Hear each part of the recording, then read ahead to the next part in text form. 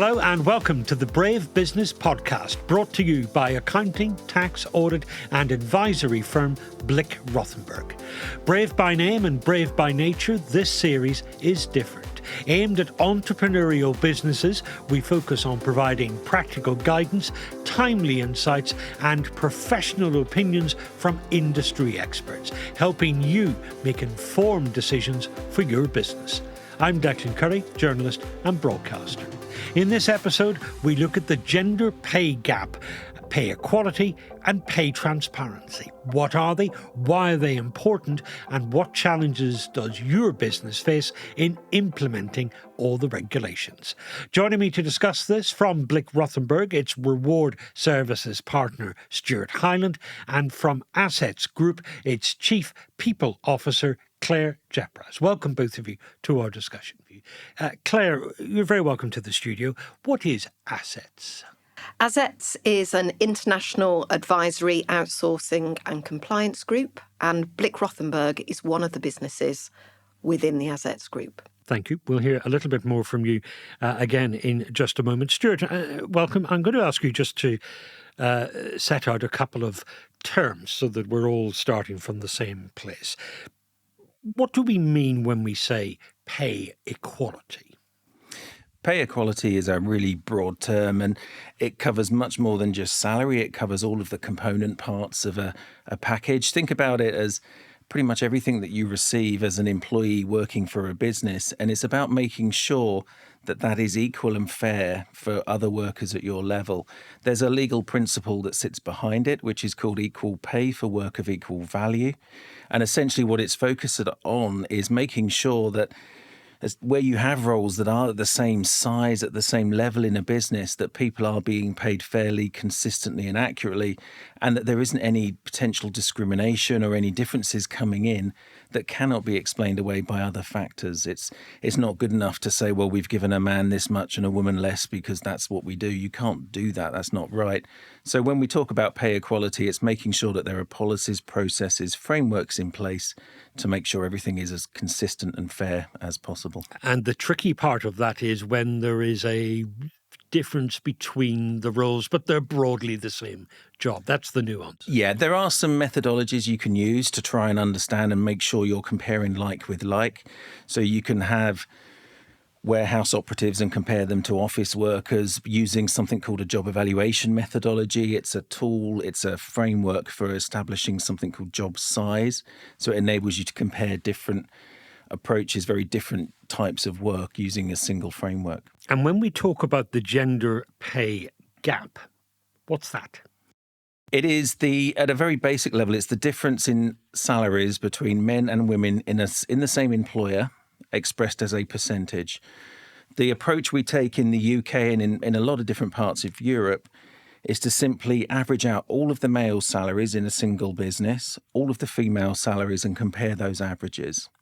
There are differences in how you might define reward in certain parts of Europe, but the UK methodology is established. It's been operating for 6 or 7 years now, and firms have just gone through their latest disclosure deadline. So we should start seeing a lot more come through in the very near future about individual gender pay gaps from employers. What happens in businesses where the men have the senior jobs? You get a very distorted pay gap. You often see that coming through as a much larger pay gap. And actually, that is one of the primary causes of a pay gap in a business. You can look at work of the same size and it's all very equal and consistent, but you can still get a distorted pay gap because the senior leadership team is overwhelmingly male. And when you drop down, you might have an overwhelmingly female lower level staff. And that does create some discrepancy. So Claire, this is really a conversation about more than just pay and salary and perks and all the rest of it. It's about the role and the importance of women relative to men in the workplace. Yes, it is. And these kind of tools, be it a gender pay gap methodology or a pay transparency approach, are, as I see it, tools for change. They help focus the mind. They're not an end in itself. What organisations need to do is dig deeper into the data and understand the key drivers that are causing that gender pay gap, for example, and fix the root causes. So the activity is beyond reporting. It's actually also focusing on making change happen so that the gap and so on reduces. And this is where the transparency becomes an important issue, because it does more than just reveal the facts and figures. It indicates whether a company is a good and fair employer or not. I think when I start to think about pay transparency, and that's particularly in relation to the European Transparency Act, the reason why I'm really interested in this is because Azets operates in a number of Northern European countries, and we've got time. So companies have got time to prepare for the European Pay Transparency Act, and it's really important that you take that time. It's pay transparency, and how organisations do it is not binary. What you've got to do is spend time assessing what the Pay Transparency Act means to your business, but also putting really solid reward foundations in place in order that you can deliver pay transparency. And more broadly, think about what pay transparency will mean in your organisation as well. And I think on that topic, the way in which transparency is intended to help improve the gender pay gap is simply by giving firms less opportunity, if you like, to hide behind secrecy. There's a lot of places, and you see a lot of employers where they have ad hoc arrangements or no one quite knows how things work. The idea behind transparency in that sort of remit is to put everything on the table and remove the opportunity to keep things secret and hidden and out of sight. And the more people know how things work, the more it gives them the opportunity to challenge, the less opportunity an employer has to potentially discriminate, either deliberately or otherwise. Let's look at the specifics of what you need to do to stay within the rules. Consider UK businesses in this context. What are the core basic regulations that you have to stay on the right side of? The primary thing for employers today is around the gender pay gap. So employers of over 250 people in the UK have to publish their gender pay gap every single year. It has to go onto their website somewhere that people inside and outside of the business can see it. They should also be putting on there a really clear action plan that they follow through, and it has to stay on that website and be publicly accessible for 3 years, so people get to see the history and how things are hopefully improving. One of the big changes that's on the way, and Claire referenced it there, was the EU pay transparency regulations, which are something entirely different. They're much larger, much more significant. Now, in principle, UK employers are not going to be covered by those because we're not inside the EU anymore. However, I've been talking to employers across the European region for the last couple of years on this topic now. Every single employer, bar none, has said to me the same thing. They are going to apply the same approaches that they have to apply in the EU to their workers in the UK. So what we're likely to see happening here is a fairly sudden shift in market practice and behaviour, with a lot of the European employers putting out there, this is how we pay people, this is how we treat them, and giving a lot more transparency. And I worry for any UK employers that don't follow suit, that don't keep up, because their ability to attract and retain talent is going to struggle and suffer as a result, I would expect.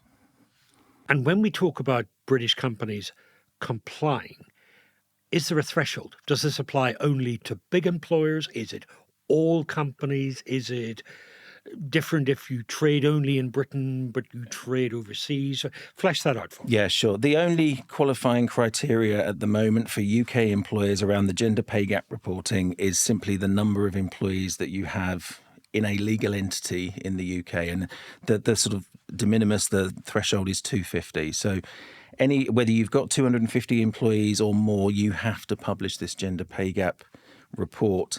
It doesn't mean you can't do it if you have fewer employees.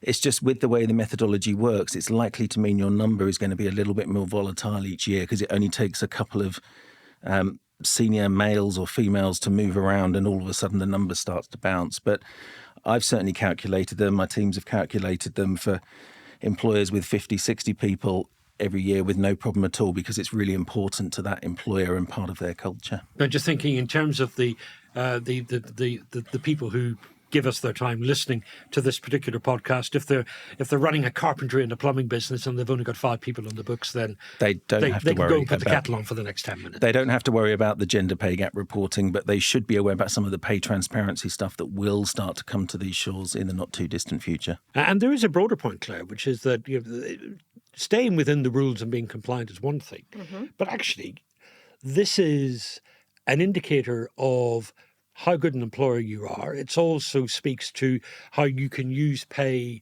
to motivate people to give their best performance, how you use reward to be an attractive company when it comes to recruitment. So even if you are a small company and you're thinking, well, the rules don't apply to me, out in the marketplace, if you're trying to motivate your people or attract the best people, you're still competing on those terms. Yes, you are. And I think being open and transparent about how you make decisions in your organisation, be that a decision on how you might promote somebody, how you might recruit somebody, and how you might award a pay rise, and explaining to your people, regardless of the size of the organisation, that's going to create a really positive, motivating culture for a very small organisation and a very large organisation. And I think for new organisations that are establishing themselves now or haven't been around for many years, what a great opportunity to set your stall out from the start and create this kind of open and transparent culture. I think that's actually really attractive and will be very motivating. And with your hat on as a chief people officer, when you see regulations and guidelines and suggestions like this come along, do you think, oh no, more red tape? Or do you think, great, this is really going to help me deliver what I want to do in the business? If I'm talking honestly, I think it's a bit of both. Because reporting your gender pay gap does take time, and there are different nuances. So Stuart was talking about the minimum threshold for the number of employees that requires you to report your gender pay gap. Azets grows through acquisition as well as organic growth. We have multiple legal entities within our organisation. If you've got multiple legal entities that have over 250 employees, you have to calculate that gender pay gap for those different entities. So it does create more administrative burden. That said, it really does focus the mind and it really does shine a light on something that really needs to be fixed and is going to take time to be fixed for many, many organisations. But as I said at the start, reporting your gender pay gap is not going to reduce your gender pay gap. Understanding the root causes of your gender pay gap and delivering on your action plan is what's going to do it. The theory that you can only manage what you measure. Yes, yeah, totally.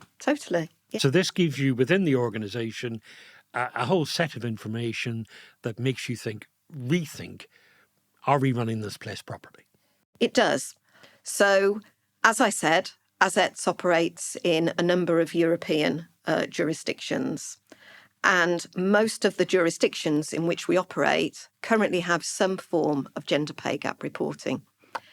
Every country has a different methodology and a different approach to reporting. So if we as an organisation are thinking about how we use our time effectively to drive change, actually, initially, we've got to spend time understanding the different methodologies and making sure that we're compliant and reporting against those methodologies properly. So that does create an additional administrative burden. What it also means is that if you are reporting using those different government methodologies, it means that you can't compare the gender pay gaps within the organisation across those different countries. So therefore, if you want to compare your gender pay gap internally, what I think you need to do, and what we're just about to do at Azets, is to create our own internal gender pay gap methodology, where we're using our own job structure, our job architecture, so how we map all of the jobs within the organisation into a structure, and we're going to report our gender pay gap that way. And that way, we can look holistically across the organisation. So it is time-consuming. It's absolutely worth it. You've got to dig in and make the data relevant to your organisation. But if you are that global organisation, you're having to look at it territory by territory, and you may end up applying different rules in each place. You may, but I also think it's important to look at it holistically as well. Stuart, coming back to you, again, a UK business, the rules apply, and they're thinking, how do I do this? Where do they start? It's exactly as Claire was saying. You start with the understanding, you do the analysis. The raw analysis that you need for reporting is probably not enough on its own. You need to go deeper, look at patterns within individual departments and different parts of the business, and really understand what's going on across the organisation. From that, you can then start to develop an action plan, and the action plan really has to consider not just what you're doing, but how it's being deployed. So it's fine to have a great policy, but if managers aren't quite following it, if they're doing something different when it comes to their day-to-day treatment of people, then that's something you need to know so you can address. So understand, review, look at the what and the how, and then start to build out that action plan. And the really important thing about building out an action plan, and again, it goes back to something that Claire was saying, just having an action plan on its own doesn't solve the problem. You've got to follow through. It's amazing how many gender pay gap reports you can find online where from one year to the next, the action plan is completely different. And they've not actually solved, they've not followed through on the first one, but they've come up with a second list and then a third list. And all of a sudden you see them there, they end up with this scattergun of things they need to do that's just not coordinated and controlled at all. Just pick a few things that are going to make a difference and follow through on them. Why does that inconsistency arise? Is it because this is all still vaguely new and we're still working out how to apply it and how to derive the right lessons from it? I think it's actually the reverse of that. I think what's happened now is we're 6 to 7 years in reporting cycles. I think firms have got a little bit blasé about it. It's become a tick box exercise. It's just something we have to do every year, and we do it. It gets reported, and that's kind of it. And I've noticed a real difference. It's not in every case. Obviously, I'm generalising a little there, but when it first came through, I was in the boardroom every year talking to clients and helping the board understand what the problems were, how they could move it forward and solve the issue. Nowadays, when you offer to have that conversation, it's like, no, it's fine. It's not. The board won't really discuss it. They'll just see it, sign it off, and away we go. I don't think it's treated with the same gravity and impact that it was when it was first launched. I think it's just become part of the business as usual cycle now. And that's not necessarily an indication that it's business as usual because we know what we're doing.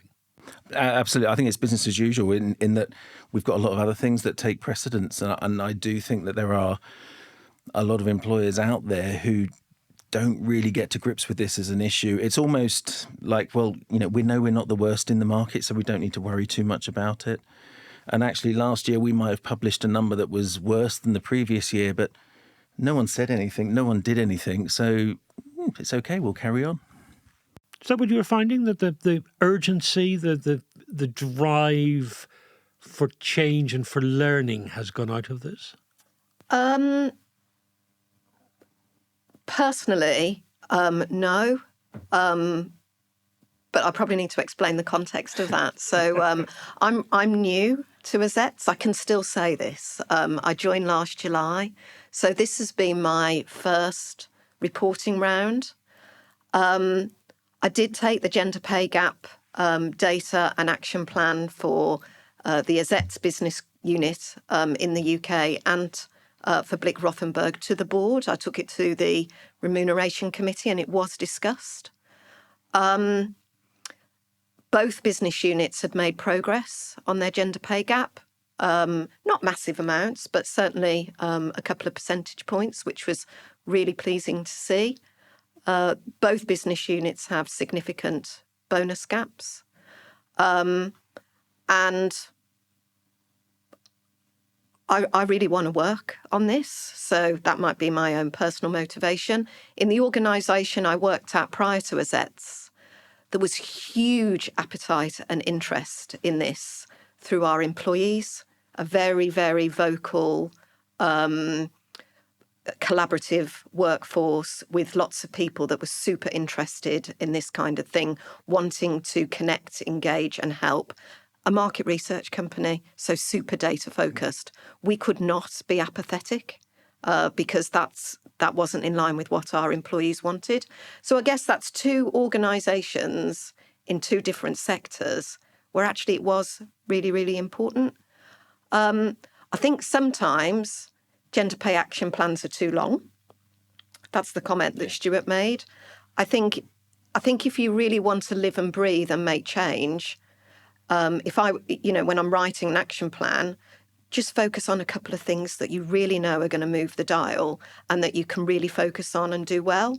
Because if you have an action plan with loads and loads of actions, life gets in the way, work activity gets in the way. You will never make that change. So understand your data, understand the main drivers that are relevant to your organisation, and take very specific steps to focus on those.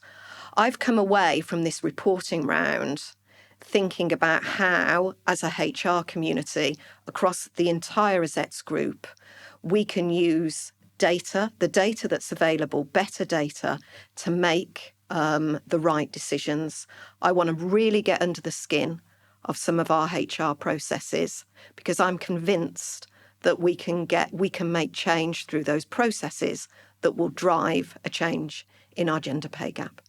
In those businesses where the board isn't paying attention, where it's been crowded out by other things, worries about cybersecurity or global political tensions or the oil price or whatever it happens to be, how do you get it back on the boardroom table? How do you get their attention again? By reminding the board on the value and the significance of this issue, how important it is to employees within your workforce and to candidates. So I know the potential candidates of Azets and Blick Rothenberg will look at our gender pay gap. They can go online onto the government website, they can go onto our own websites and they will see.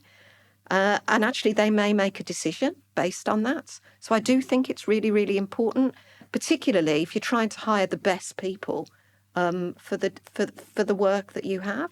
So it's just that reminder. That's what I would have done. And I think that's at all levels. I know of graduate interviews where a graduate sat on the other side of the table looking for their first job after university has asked someone, their interviewers, what is your pay gap? What are you doing about it? And it's really kind of thrown the interviewers out. But that's a sign of just your point earlier on, I think there, Claire, that, you know what, employees are really concerned about this. And it is something that when they become aware of it, they want to see a change. They want to see things improve. Both male and female, by the way. It's not just females who want to see things improve. When the gender pay gap work was first announced, there were lots of studies out there that showed how important it was to men as well, and saying that men would also choose an employer on the basis of their gender pay gap. If it was a vastly distorted figure in favour of men, they also said, hang on, something's not right, and would vote with their feet and not join that particular employer. So it is a real issue when it comes to talent attraction as well as retention. when we talk about compliance, what happens to companies that don't comply? Not a lot is the answer to that one, I'm afraid. There was, when the regulations were introduced, there was supposed to be a 5-year review led by the government that would potentially look at introducing fiscal penalties if firms were not complying with the requirement. COVID happened. Everything else politically has happened, and that review has never really happened in the UK or delivered. If it has happened, it's been kept very quiet.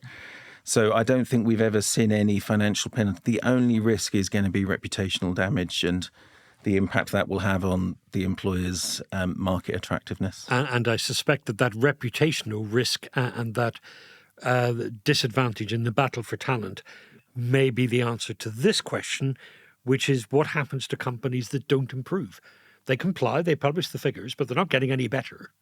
Yeah, and over time, they will be losing their talent. Both they will struggle to attract and pull in the right caliber, the right level of people. But also when they're in the business, when people perceive unfairness, they will move on. They won't stay with that particular employer. They're not building that loyalty, the trust that they need to. Okay, we've talked about Britain. What's the European position on this? Brexit may have happened, but we still keep an eye on what's going on the continent. Yeah, absolutely. There's a few significant things going on across Europe, across the EU in particular at the moment. A lot of European organisations are having to comply and get their heads around a new pay transparency directive. That will apply to all EU member states and all employers in those member states. And they're going to have to be a lot more transparent over how they manage pay, how they set pay. They're going to have to publish and share more information with employees on individual salary levels and how they compare to others in the organisation. There's a whole raft of requirements and regulations coming in that space. They already exist in some other parts of the world. The US have got pay transparency to a degree. We're seeing moves in Asia, in Australia. But the suite of requirements that we're going to have land in the EU is far more significant and impactful than anything that we've seen anywhere else in the world. And this incorporates gender pay gap reporting that we've already spoken about, but it goes much further and a long way beyond just gender pay gap reporting. So beyond what you would have to do if you were just considering your British business? Yes. Yeah, much further. So businesses like yours? Yes, and also the employee threshold for some of this activity is all employees. So you've got to do it regardless of the size of the even if you're a small business? Yes. So imagine you're a British company, you've got a small office in Paris, 3 people. Mm-hmm. Yes. That might apply to you. Yes. Yeah. How do businesses, and Claire, speak from your own perspective here as well, how do businesses get ready for this? What should they be doing? Well, I'm very lucky to have somebody like Stuart in my business. But in all seriousness, we have time to prepare. But what we have done is a full audit of gender pay gap reporting requirements across all of our countries. So we've got a really good understanding now of the different methodologies and of what the pay gaps are. We're about to start what we're calling a readiness assessment. So we're going in deeper to each of the countries in which we operate to understand how we evaluate jobs. So Stuart mentioned earlier about having a robust job evaluation approach. We're looking at our job architecture. So that's how you map all of the jobs within your organisation into a framework. So we're doing some work on that. We think that we can make that better. The point of that is what? Is so that you're comparing, you're putting similar types of jobs or roles or functions in the same box. Yeah, you're grouping them by a family. So by a suite of jobs, say like marketing, for example. And you're also mapping the jobs into levels as well. So the kind of scope and impact horizontally. So we're looking at that. Because what we want to do is build a really solid reward framework. Then we're going to have a look at how we benchmark our salaries. So we're going to look at that across all of the different business units, because that will be different in the different countries. Map that in to the work that we're doing on the architecture, and then think about what pay transparency will mean for us in light of what's important to our employees, but also what's important to us. So it's a really good opportunity to once again, and I've used this term a few times, to really focus the mind, but also to think about all of the things that perhaps you're not very comfortable or happy with. You know, sometimes I'll ask a question and people will say, well, we've always done it like that. Well, let's challenge how we do things and not just always do it like we used to do it. And I think it doesn't feel like much of a defence, does it? No, it's rubbish, really. But sometimes you just accept it, and let's not. So I am very refreshed by this opportunity, and it's really interesting because it's also bringing my HR community together.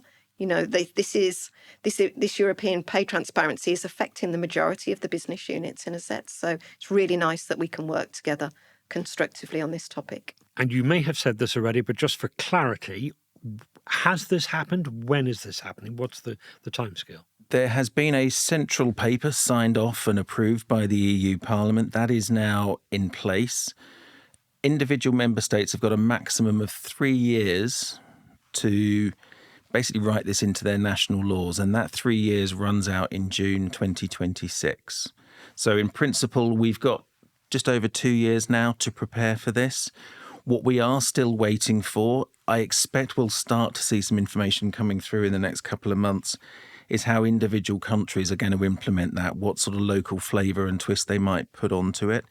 But I think the really important thing for all employers, and whether you employ 5 people or 500,000 people in a single country, you're going to have to do something to prepare and comply with these regulations. And the message we're putting out there really strongly is don't wait for those national specifics. We already know from the central paper the direction of travel, what the big changes are going to be. You don't need to wait for them to dot the I's and cross the T's. So we know the broad thrust. Yeah, absolutely. Do we know what they're trying to achieve with this? You know, what counts as a success? Yeah, the overall principle that they are trying to solve is they want the gender pay gap to close more quickly. The gender pay gap across Europe is estimated to be around about 13%, which is saying that on average, women earn 13% less than their male counterparts. That number is coming down, but it's not coming down quickly enough. And the EU Parliament have said, basically employers have had their chance. They've had years to try and start to address this problem. It's not happening quickly enough. This is intended to drive that change much more cohesively and much more rapidly. Because in this country, we've had 50 years of equal pay regulations, and the gap is still there. It is. And I'm not defending pay gaps. It is something that is hard to solve overnight. There isn't a quick fix that you can click your fingers and suddenly everything becomes, there's a perfect alignment and a 0% pay gap. It may even be the case in some organisations and sectors, it may be the case that a 0% pay gap is not actually the ideal answer. But it is around making sure you've got those processes and frameworks. But you're absolutely right. Firms have had a generation to try and put these approaches into place. So we shouldn't be too surprised that the governments have decided they need to take it out of employers' hands. But this is broader than just looking at 2 people, a man and a woman, sitting side by side on an assembly line doing the same thing. Are they getting the same pay? You're talking about how much does a company pay the women in its workforce and how much does it pay the men in its workforce? And in some cases, the solution to this is going to involve putting more women into senior roles. Absolutely. And developing that pipeline. Absolutely. The glass ceiling, this concept of the glass ceiling, it needs to go. We need to see more women working their way through to senior levels. And often in the work and the advice I'm supporting clients in this space with, it's often those sorts of plans and activities that make the biggest difference. It's what can we do to encourage more women back into the workforce after maternity leave? What can we do to make that a really easy transition for them and to help them stay in the workforce for the much longer term to work their way through to some of those senior levels. What about other parts of the world? We've talked about the UK, we've talked about Europe, but we have great successful British companies that are operating in Asia, in China, in the United States, in Latin America. What should they be thinking? There are various forms of pay transparency across the world as well. The US, in the different states, have been doing a lot from a pay transparency perspective. A lot of that is about how you advertise jobs. So you advertise with a salary range, and that's the expectation there. I do know that actually there's lots and lots of salary sharing that goes on in the States anyway. Lots of people get together and share salaries on spreadsheets. They can access data through the, websites like Glassdoor and check that kind of stuff out there. So there are elements of pay transparency happening in the States. Just before I arrived today, I was chatting to our HR director in Norway, where they have a very radical form of pay transparency, where, as I understand it, you can go onto a government website and you can look at anybody's salary. So you can look at your neighbour's salary, do a bit of curtain twitching. But where it's got to now is that that individual can see who was actually asked to see their salary. And therefore, what it means is lots of people don't. So it kind of, the openness and the transparency almost forces individuals not to. But it's there if they want to. So I thought that was quite interesting. Does it work? That level of transparency? You can see what they're trying to do. Yeah, I can see what they're trying to do. But you see the drawback of it as well. Yes, of course, because actually people aren't doing it because they don't want the individual to know that they've been looking at it. And also, if it's open to everybody, actually, should you really want to look at your neighbour's salary? I'm not sure whether... Yeah, what business is it of yours, unless you're in the same company? Yes, but I do want to know, when I'm in an organisation, that I'm paid fairly for the job that I do. So maybe that kind of radical transparency isn't... Stuart, that level of transparency that Claire was talking about, is that something that we should expect here? There's two answers to that particular question. I think in the very short term, we are going to see these European employers bringing those European requirements to their UK workforce. So, yeah, I think I mentioned it previously, but if we as a UK employer don't respond, then you risk losing a market reputation, losing your place in the market. So I think we're likely to see... Because your competitor might be more transparent than you. Absolutely. And that could put you at a disadvantage? Seriously so. If you are talent and you're faced with an option to join one of two firms, and one is giving you complete transparency and the other is saying, trust me, I'll look after you. There's research out there which shows people, 80% plus of people are going to choose transparency because they feel this word fair becomes really important and they feel that that's much fairer. And yeah, it's going to make a massive difference to UK employers whether or not we do anything here. The second part of the answer to that question is whether we would expect to see our own laws changing here and whether we'll see something coming in. And I think at the moment, obviously in the run-up to the election this year, the short-term answer is going to be no. But depending on what happens, we could see some fairly significant changes fairly soon.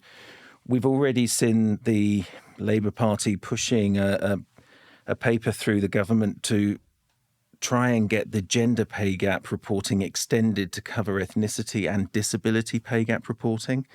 And we know they are taking a lot of interest in what's going on around pay transparency in the EU and the US. So I think if we do get a change of government, if we do see the Labour Party coming in, we can expect to see some fairly significant changes over the next year or two.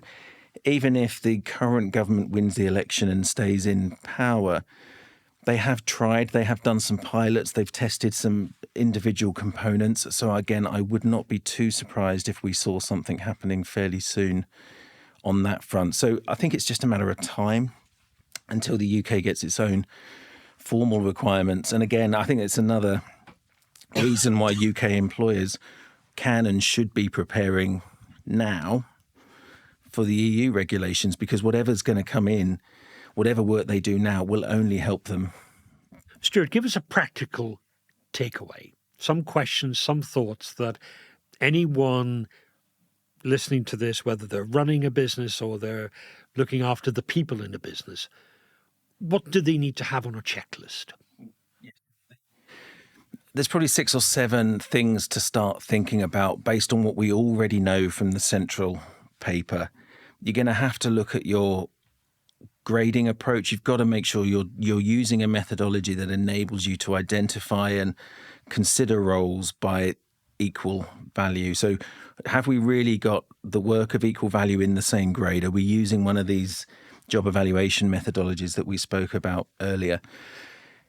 If you have a discretionary element to your pay, so if you have a bonus system where you give managers a pot of money and you say, can you please just divide this amongst your team as you see fit, that is going to have to go. It's just not defensible. It's not robust. It's very difficult to explain and communicate. So start thinking about how you can put into place some sort of framework and structure and principles to help guide managers in that decision-making process so it stops being subject to a single person's decisions. I think, thirdly, there is a reward strategy component to this. A lot of firms still don't have, even in this day and age, a documented reward strategy. It's all in the head of 1 or 2 individuals in the business, or if you're lucky, it's in their heads. If not, it's just sort of something that the firm makes up as they go along on an ad hoc basis. You're going to have to communicate large chunks of your reward strategy to your employees around how pay is set, how it's managed, how it's progressed, how all of the components interact. So make sure you've got that up to date, in place, and also bearing in mind that whatever you publish internally will at some point land on a competitor's desk as well. So make sure you're comfortable that that document is something that is going to be representative of your business. You don't have to pay everyone at the same level of work or even doing the same job the same. You can justify some differences, and the one of the common ways of doing that is through performance management. So maybe you need to look at your performance management approach to make sure it's consistent, fair, and being used by trained individuals. If you want to justify other differences, maybe there's a market premium. So you've got 2 roles of the same level, but one is in a very different part of the business to another. You can pay them differently, but you've got to be able to show that there's market data that explains why you're doing it. So again, you're taking it out of the realms of it being subjective or difficult to understand and explain that difference away. And then really think through the impacts of pay transparency in your business.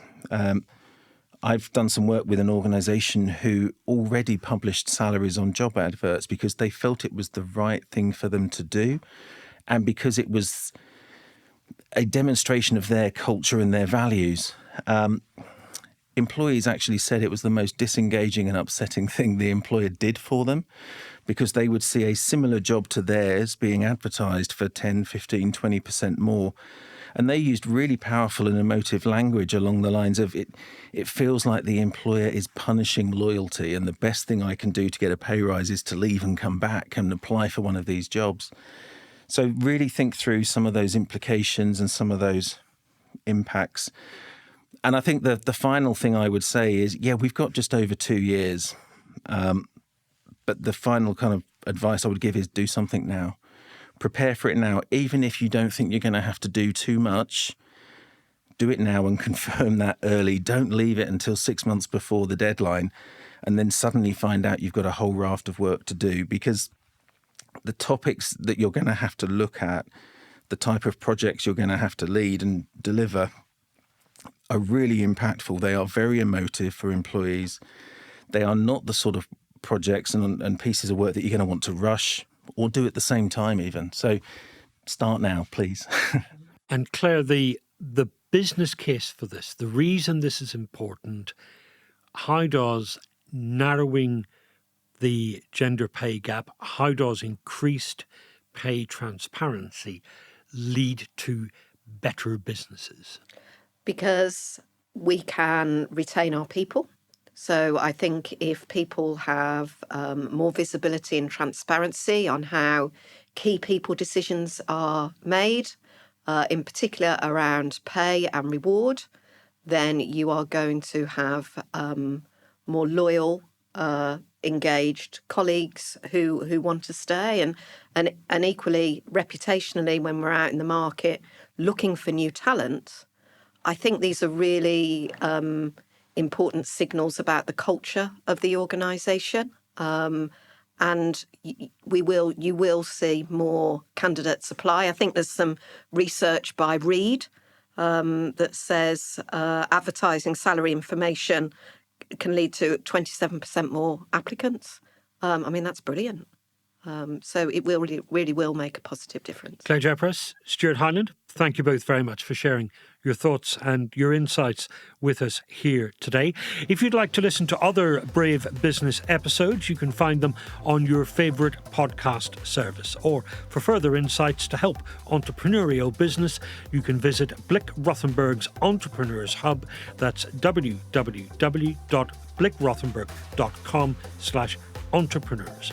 I'm Declan Curry. This has been the Blick Rothenberg Brave Business Podcast.